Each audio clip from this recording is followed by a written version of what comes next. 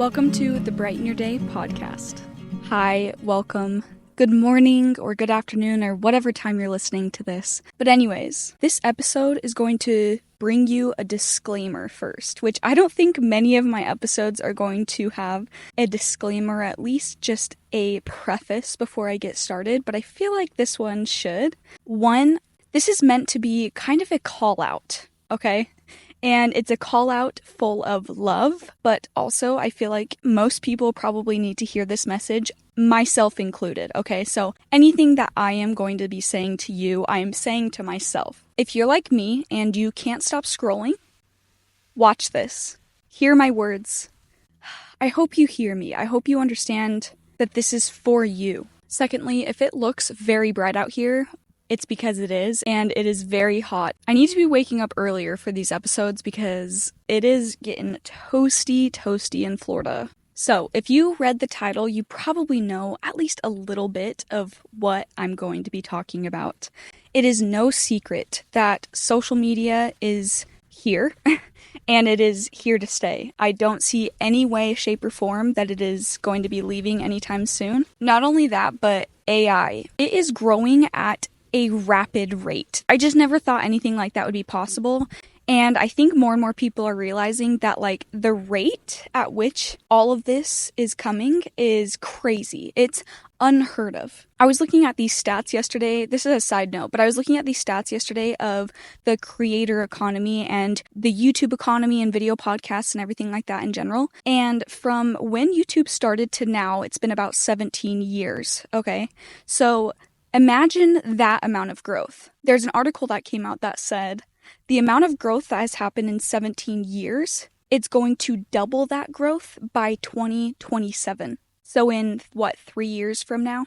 That's just like unheard of. Absolutely unheard of. So like I said, whether you like it, whether I like it or not, social media is here to stay. I'll dive into my opinions about it a little later, and you will know by this episode that I'm very passionate about this topic. And honestly, the more social media is growing, the more passionate I am becoming about this topic. So it's not going to be the last time that I talk about this whatsoever. I know that for a fact. Let's dive into it with a personal story. I'm going to call myself out, and I think that it is going to get the message across. So I looked at my screen time last week, and granted, before I say my screen time, I work full-time online. Like, social media is going to be my full-time career and everything like that, so it's a little bit skewed for sure because my work and my scrolling kind of ties into one. My screen time last week was, on average, 8 hours a day. 8 hours. That is, when I saw that number, I physically felt sick. And hopefully yours is less than mine. Hopefully. And if it's more, then you and I both, we're in this together. But either way, I know for a fact that there are times that you know that you're wasting your time and you're on it for no reason. And maybe you're looking at someone else's life that you want, or something that you want to do, but you haven't done it yet. So you're living vicariously through someone else. Whatever the case may be, who even knows? Yeah, that is my truth. My truth is I am on my screens way too much. And if I want to dive into the reason why I started this podcast and why I feel so strongly about this podcast being outside, it's because I am not outside a lot. So I'm changing that, and I am going to be outside every single episode. I'm going to be outside every single day, okay? So when I say go outside and see the sun, it's not just for you, it's for me as well. So when I was thinking about how I feel when I scroll, or when I'm done scrolling, or what I'm looking for, it's usually to fill some sort of void, whether it's procrastination, or a huge mask that I have is, it's because I'm learning something. If I watch 3 video podcasts, it was good for me because I was learning something. Or, if I'm scrolling on TikTok, but it's for recipes or for new books that I want to read or anything like that. It's okay because I'm learning something. And I know that that's a mask. Okay, I know it, and I'm someone that will go down rabbit holes like nobody's business.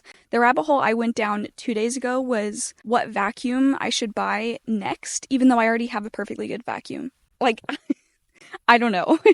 You probably don't relate to that as much. Like, I've just got it in my head that if I'm learning something, then it's okay to be doom scrolling. It's okay to be continuously watching something while I'm at the gym or in the car or cleaning. Like I need something else to be distracting me from my real life, right? From cleaning, right?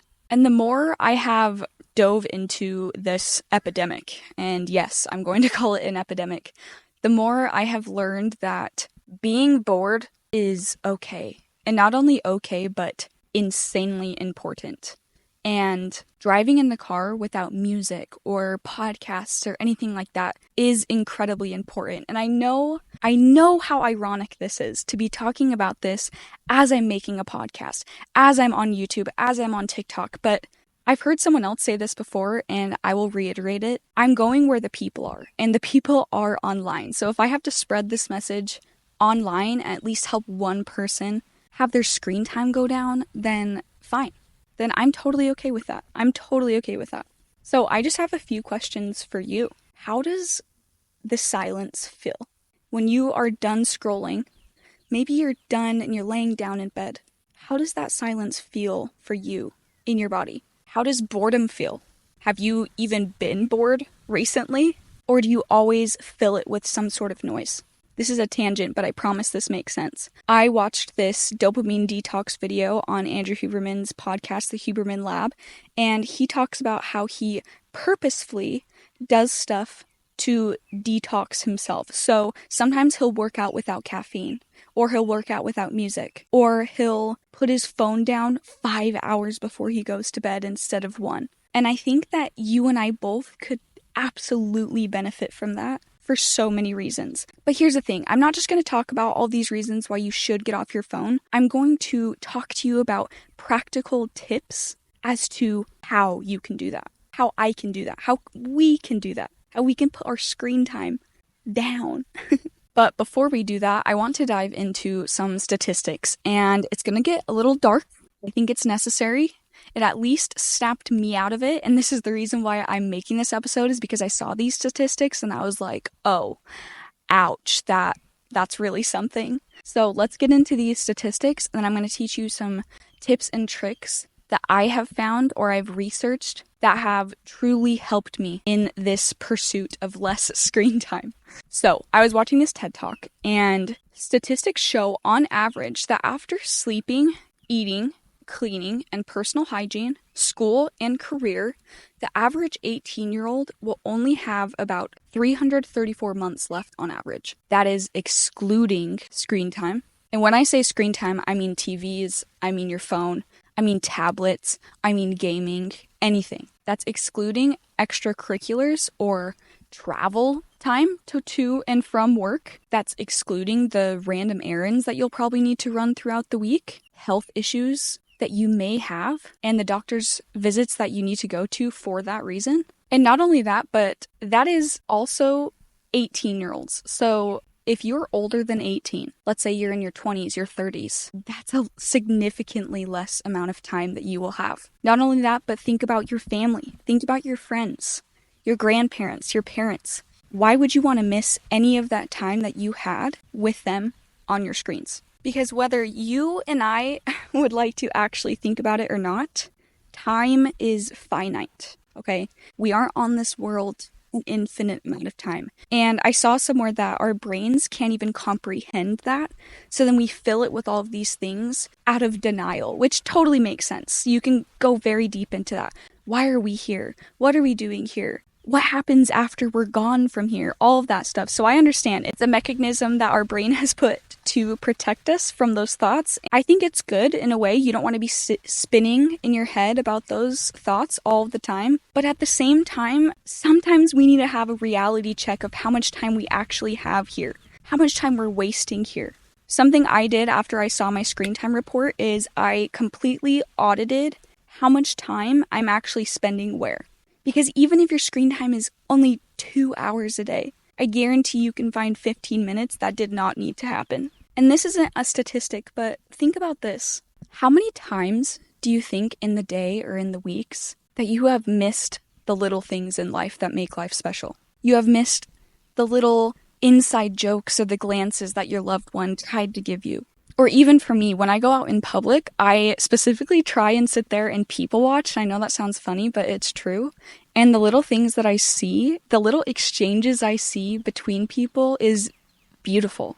I regularly see old couples crossing the street, the old man helping the old woman, making sure that she's safe and she's okay. I'm able to actually hear kids laughing and playing on the playground and their parents looking at each other in awe of what they have made. Or while I'm on my morning walks, I'm able to see the way the sun looks coming through the trees or sparkling on the ponds in my neighborhood. I'm able to see the birds and so many different kinds of birds that I've never even noticed before. I've read a few times in TikTok comments, people are like, oh, if they ban TikTok, I'll have nothing left. What am I supposed to do? They're taking my one thing left. But if you actually sat there and became truly present in your day-to-day lives, you're going to find so much joy and so much fulfillment. And I know it probably sounds woo-woo or you don't believe me, but I promise you, try this for a few days. Do a little digital detox and you will find so much joy in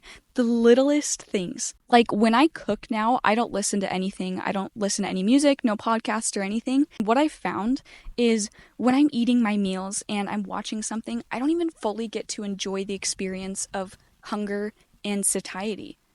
I just don't even remember eating my food, actually. I just sit there and eat it, and then I'm done. And I'm like, oh, did I even eat my meal? And we can go into this later in a different episode, but that is a huge thing with intuitive eating, is making sure that you're present when you're eating your food so you can feel your fullness cues, which is a huge thing I've been working on. Okay, so throughout this whole week, I've been researching everything that I'm trying to do and every tip that I've tried that has helped me and is going to help you. So here are some practical tips, practical tricks that I have tried or I have at least seen other people do. Let's get into it. 1, do a screen time audit. TVs, gaming, all of that jazz. Do an audit of the week and just observe how much time you're spending. 2nd, this is a huge one, and I'm sure a lot of people already know this, but download a screen time app or use the built-in one if you have an iPhone called Screen Time. It tracks how much time you're putting in what app, which is so nice for me because I work on my phone, so I can see how much time I actually spent working on my phone and how much time I spent just doing who knows what. I personally use the app Opal. I wish they were the sponsor of today's episode. Maybe I'll try and finesse that in the future, but Opal is incredible. I use the free version, but I have paid for the pro version, and the pro version is great as well. I highly recommend. The Do Not Disturb is great too. If you can do a do not disturb and turn off all of your notifications for all of your socials or all of your distracting apps, that has been huge because every time I see someone likes my photo on Instagram, I immediately tap it. And if I just don't have those notifications, it's more than likely that I'm not even going to think about it. Okay, delete socials off of your phone. This is nice, especially if you have like an iPad or a laptop, because then if you want to sit down and be like, okay, I'm going to check my socials or I'm going to check my games or Pinterest or anything, you still have time to do that and you can still do that, but it's over here, okay? It's over here in this little box that you can go pick up if you need, but it's not always on you. It is not always a distraction. And if you don't have an extra piece of technology, delete them off your phone, but just use the browser if you ever want to check your socials. And obviously, once you do your audit, set time limits and stick to them. Just like any sort of lifestyle change, any sort of time you're trying to change your habits, you can do all of these things and do the audits and do everything like that, but unless you actually stick to them, unless you actually respect yourself and your family and your friends to stick to what you started, then none of this is gonna work. None of it. And I guess that's why I'm trying to have a little bit of a wake-up call for you and for myself so this can really stick, because this is incredibly important. I touched on this, but schedule regular detox times. It can be a day, it can be a week, a month, who even cares, but regular detox from your phones. Also, just for your mental health, don't check your socials in the morning or right before bed. Get your mind going all crazy for no reason. And some of the best ideas I've ever had is when I was able to just sit there with myself in the morning and journal. Oh my gosh, journaling's a huge thing for me. I love putting my thoughts out there, just doing like a brain dump so they're not just spinning around in my head. Okay, with the tips and tricks, I'm obviously going to dive into hobbies. So one of the biggest things that I have realized is I don't have a ton of hobbies that are outside of my house or that lift me up, build my fire in any sort of way. So I'm going to talk about hobbies, and I'm going to talk about two different types of hobbies that I have. I've kind of coined this idea, but I know that people have talked about this in a separate way before. So there's these two types of hobbies that I want you to have. Water hobbies and fire hobbies. And I'm going to explain what this means, okay? So fire hobbies is something that's invigorating, something that builds your fire, that gets you just exhilarated for the rest of the day. Usually some sort of movement, hopefully outside. So this could be running, pickleball, dancing, golf, but so many more. And whatever it is for you, okay? So like, this is my opinion, but whatever hobby that just gets your heart rate going, incredibly important. So the second type of hobby, water hobbies. So this is for your flow. This is for your creativity. And I'm going to dive into creativity in a second. So these hobbies I usually do at the end of the day or the beginning of the day. It's most of the time to unwind from the day instead of picking up your phone and scrolling, okay? No scrolling. So these hobbies could include yoga, drawing, singing, playing music. Yoga could be a fire hobby as well, kind of depending on what one. Reading, journaling, crocheting, and so many more. Again, it's whatever you feel like. Like, I know for my husband, he loves golf. And when he goes to the driving range by himself and just hits some golf balls, I would say that that's more of like a water hobby for him because it's like he's in a flow state. It's calming. There's no type of like competitiveness. And yes, so my challenge to you is to find one in both categories. Like for me, I have realized that I have a lot of water hobbies and usually they're indoors. So I am on the hunt for more outdoor activities. Okay. I picked up running. I'm doing calisthenics now, which is like crazy to me. My dream is to become scuba certified and do like tons of tours and all of that stuff, but that's gonna come later. But I realized that I need to build my fire more. I need stuff outside. And obviously this completely plays into screen time because the more zest you feel for life, the more interest you have for life, the less you are going to be looking on your screens to fill a void or to find something that is fake. It's artificial. It's not really there. It's not going to do anything for you. It may feel good in the moment. Yeah, maybe 1 out of every 10 videos you find some sort of value, some sort of entertainment or a cool thought. But at the end of the day, you could have found that in real life.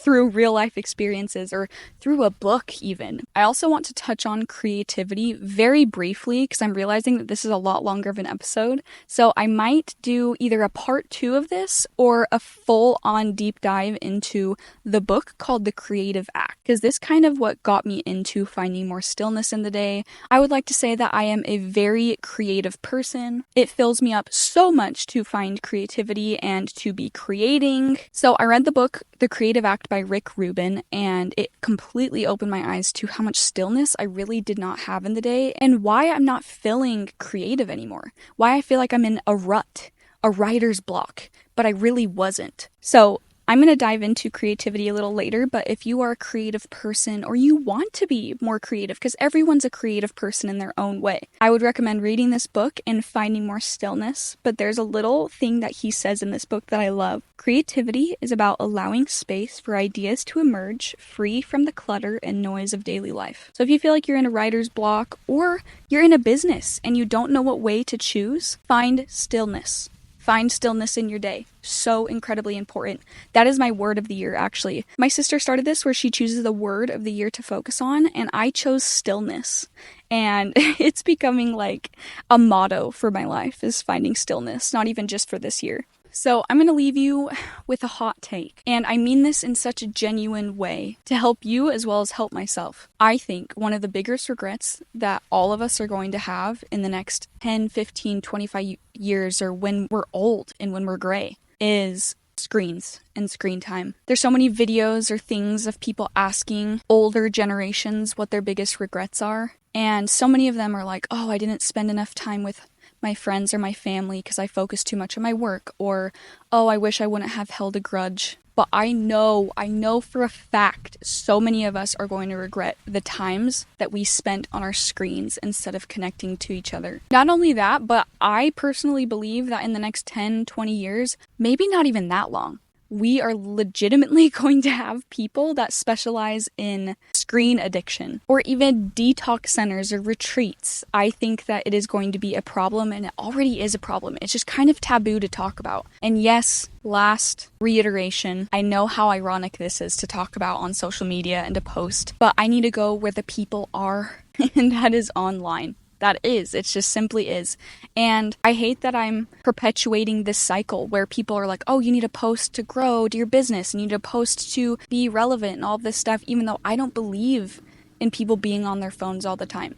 So I get the irony. I totally get it. And I don't have an answer for you other than I am thinking about starting a community of like-minded people. Yes, it'll be online. Sorry, there's a plane passing by.